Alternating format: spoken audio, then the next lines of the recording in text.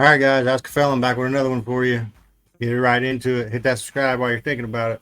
What is something you wish your family understood about the person you were back then? Well, I know my family already understands it, at least the ones who's close to me, but they know that that wasn't who I was. Like I said in my last videos, when I get on drugs, I'm a complete Jekyll and Hyde, like two different people. Like when I'm sober, I'm the greatest. I'm great, good, biggest heart you'll ever meet.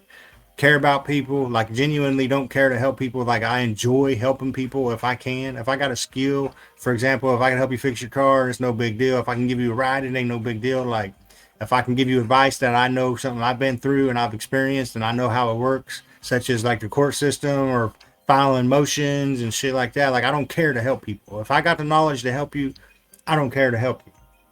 So when I get on drugs, it's like I all that goes away. It's like it's a switch that turns off my conscious or something, my consciousness, whatever you want to call it. Self conscience can to where you feel guilty, a conscience. But damn, I got so tongue twisted that messed me up. But I wish that I know they understand that I'm not the same person with that I am when I'm on drugs that I'm not. So they completely understand that, and that I wish they understood that it's not an act. You know what I mean? Like it's 100%. Once you get so high or you get so messed up on drugs, you are. It's not you. Anybody I've seen who takes Xanaxes is not the same person. I've seen people who are sober as hell, and then when they get on Xanax, they're good. They're good person, good-hearted person, real great person, all the way around. And then as soon as they get on Xanax, they turn to a different person. They turn mean, hateful. They turn into thieves, and so it's like my family knows that's not who I am. That's why they always hated it. Anytime they knew I had prescriptions for Xanax or if I was behind Xanax, they'd tell people don't sell me Xanax. My family knows I wouldn't do half the stuff I'd done if it wasn't for being on drugs. They know who I am as a person. That's why people give me more chances. They've told me that. Now, this ain't me speculating, but they've told me. The reason we give you so many chances is because we know that when you're on drugs, you ain't the same person. We know how much of a good heart you have when you're not messed up on drugs. Like you got the biggest heart of anybody I know. So they know that the drugs change who I am. Was there ever a moment when you genuinely thought your life was never going to get better? Yeah. When I was on the run, I never thought my life was going to get no better. All I thought was I was living like I was about to die, pretty much. That's the state of mind I had, because you got to think, I was in my 30s and I was facing two 20-year sentences. So that's 40 years. If I got lucky, the judge would run them concurrent and I'd only have to do 28 because it was 24 and 24. So I was thinking, all right, well, if the judge cuts me a break and runs them concurrent, I'm doing at least 28 years, 24 years. So I was living like it was the end of my life, pretty much. That's how I felt. I felt like this is the end of my life. This is the little bit of freedom I got left. So I might as well just stay fucked up, live like I don't have nothing to care about, because I don't. As soon as the cop catches me, that's the end of my life. So yeah, there was a long time. There was actually about 5 years that I felt like my life was never going to get better.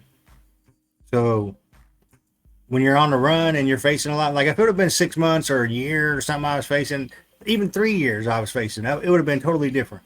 But when you think you're facing 40 years, if you're lucky 20, it's like, nope, I ain't got no reason to be happy or no reason to plan a future. It's just completely pointless. If you could sit down with yourself on the night before everything started going wrong, what would you tell yourself? And would I actually listen? What would I do before the night I sat down and did the crime I did that led to all this? I tell myself it's not worth it. This misdemeanor is only a maximum year in jail. And that's if you have to really, really, really mess up. It's not worth going and committing a class B felony 2 times to take care of a 1 year misdemeanor. When a class B felony, the max is 20 years. So it's like, I would have definitely listened, long as I didn't have the drugs in my system. But that's the thing. I had a prescription. So I stayed having drugs that altered my mind. I had hydros, Xanax, somas, and them Xanax is the number one cause of my downfall for everything I've ever done. It always leads back to Xanax. I used to be a drunk, so it used to be alcohol that caused me to do stupid shit. But that was stuff like get drunk, fall down, break my ankle, get drunk, get mad, punch a wall, break my hand, shit like that.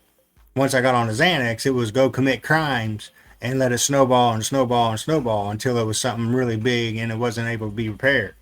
So that's usually how it turned out. And if I would have told myself the night before, then no, I probably wouldn't have listened because I was on drugs. But if I was sober, I would have 100% listened. Take me back to the exact moment you realized your life had completely gotten out of control. What happened that day? Well, that would be the day that I went and broke into a house, and then they had a whole police task force out looking for me. They shut down the roads. They had dogs out. They had a state police. They had a county police, the city police. That's the next day when I woke up from that. That's when I realized, oh man, my life is done. I'm out. It's out of control now. What did I do? I woke up and I was sober. Didn't have no more drugs to take to alter my mind and keep my mind from worrying about it. So all I did was nonstop worry. Oh, any minute there's gonna be a cop show up. Any minute there's gonna be a cop show up. I know that the dude knew it was me because the guy knew it was me. When I broke into the house, he grabbed me and said, "Long time no see," because it was a guy that I did work for. So he knew who it was. So here you gotta keep in mind, I knew what I did when I woke up and I sobered up. And I no longer had no drugs to take. I ran out of my prescription medicine because they would never last. I would always abuse them. So now I'm stuck with this doom feeling where I ain't got nothing but dread. Like I felt like a black cloud and dread, like something bad was going to happen for days. And then finally I was sitting at my kitchen table one day, and there's a window right in front of it. I seen this blue car with 10 windows go by, and I seen him do a U-turn and turn around. Right then and there, my instinct told me, that's a fucking cop. You're busted. And sure enough, he knocked on the door. It was a detective. They took me up to the police station and questioned me. I eventually admitted to it. I broke down and told them, yeah, it was me. And the crazy part about it is I did the crime by myself, so nobody could tell on me. But I was ignorant to the law. I didn't know I could tell a detective, no, I don't want to talk to you. I thought you had to go with a cop if a cop came and wanted to talk to you. I didn't know you could tell him, no, I don't want to talk to you. But I learned that later through the experience of that. So like I said, I've learned everything the hard way. And that's why I think so much about everything. People, oh, you overthink. No, I don't. If you've always experienced the worst possible thing and you've learned the most hardest way possible for everything, you're going to overthink. It's not overthinking. It's called being cautious and weighing your options and making an informed decision, not just guessing and, oh, well, this is going to happen. No, I think about, okay, if I do this, it's going to happen that way. But if I do it this way, it's going to happen that way. I always think big time in every possible scenario of the outcome. I always think, what's the outcome going to be if I do it this way? If I say this, what's the outcome going to be? If I say it like this with this tone, what's it going to be? If I do it this way, what's it going to be? So I always think about that. But with that being said, guys, that's all I got for this one. Please hit that subscribe button. It helps my channel grow. Throw some comments in there. Hit me with your questions. I got a few more questions that I can go down the list, but I'm running out of questions. They usually come in big batches, but I'll answer them the next time I get a set of questions. Until then, see ya.